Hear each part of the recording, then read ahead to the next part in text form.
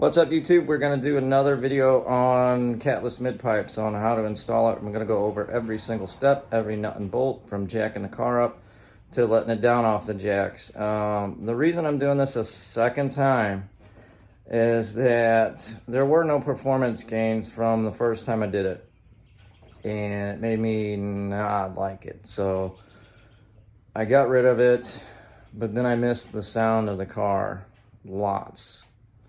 So I got a good deal on a used Catless mid-pipe.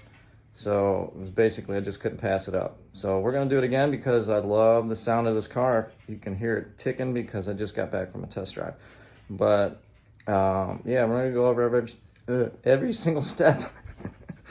So hopefully this helps better than the other video I did, because that one I kind of did bits and pieces, whereas this one I'm gonna show you everything. So here we go. First thing you're gonna want to do is disconnect the battery cable.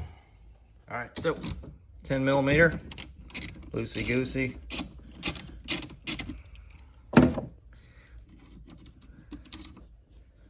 No power.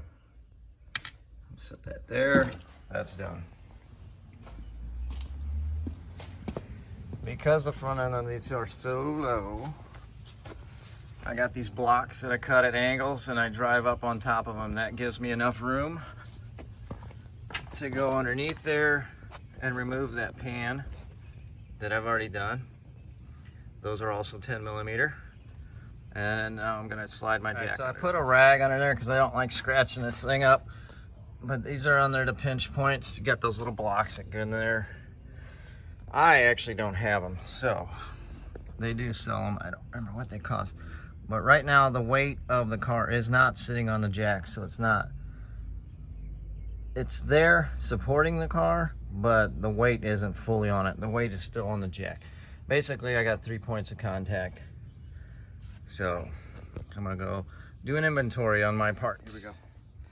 Catless mid-pipes, defouler, and the guy I bought these used for 270 bucks.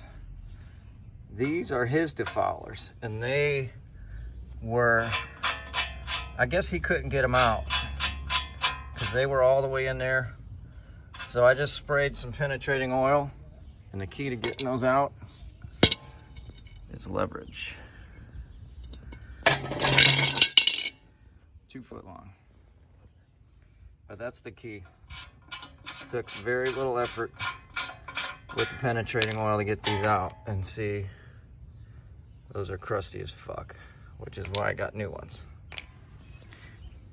And these, they don't make the ones I had in my other video anymore. If they do, I don't know where to find them. Anyways, I already put this one in because I can't find my snap ring pliers. I just moved here, so all my stuff is still packed away. But anyways, so I did this one with this. And if you remember from my other video, there's 3 sets of jets, or whatever you want to call these, to adjust the flow. And it was the middle ones that I put in the other ones, and it's the middle ones I'm going to put in these. So like I said, I already got that one in there. I'm not going to show you how to do it. Well, maybe I will. We'll see if I can do it one-handed. So it goes in there. Snap ring.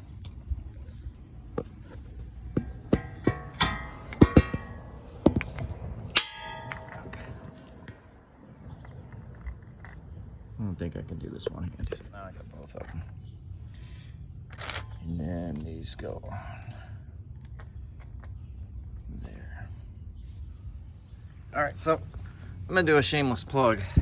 This is PB Blast penetrating oil, and as far as stuff you can buy at a hardware store or auto parts store, that's the best I've found. I know there's one better. A friend of mine is a mechanic, and he used it on my truck when he did the suspension stuff. And I don't remember the name of it, but he says it's vastly superior to PB Blast. But that is the shit. The cat's pajamas. I'm gonna put some anti-seize lubricant on these, and I think I'm gonna put it on the end of there. Keep that shit from getting sticky. All right, I'm gonna loosen that. That is a 15 mil.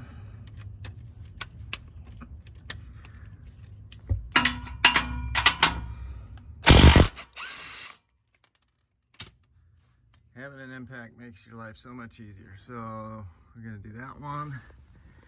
And then the two on the manifold, exhaust manifold. Okay, I got those two off. Those are 16 millimeter. This side here, this is the passenger side. You can get to this one. You can get to them all with an impact, but this one you can't. You got to get a wrench in there. So I've already broken it loose, and I'm gonna have to continue to work it one face at a time because there's not much room between here and here to wiggle it out. But yeah, so I show it's worth noting, if you can see, I put an anti-seize thread compound on there. Okay, so they're out. It came out really easy because, like I said, this is the second time I've done this project. The first time I did it, I didn't see any performance gains.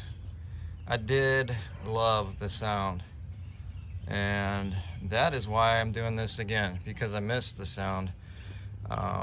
It has nitrous now, so performance gains are from that, and it won't lose performance, but it's gonna sound badass. The other thing is, as loud as it is with these on there, anytime I race somebody in a stick shift, they're not gonna be able to hear their shifting, so it should fuck them up. So that's kind of another reason. But yeah, I'm just doing this purely for sound because I got a good deal on them used. So like I said, everything's been out before, so it came out super easy. I put anti-seize on there, so everything came out way easier than that first time I did this. So I'm gonna continue to plug away, but basically it's just plug and play.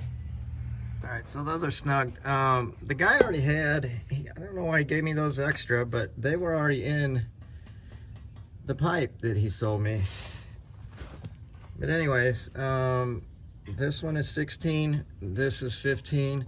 The two on the exhaust manifold where it goes to the Catless mid pipe are also 16. And now that there's no catalytic converter in the way, it's super easy to get to. What I'm gonna do, just like I did in the other video, is I'm gonna wind this up one way so that when I tighten it up, it won't get in a bind. But anti-seize compound is on there. So finish this up. Right, last thing is connect your power. Nitrous. Tomorrow's a track day, so might just see what it does.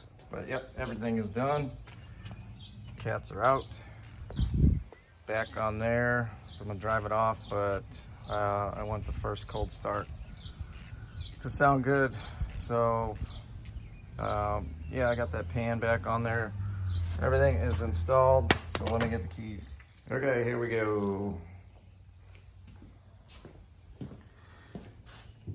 Maybe. I don't think it starts with the trunk open.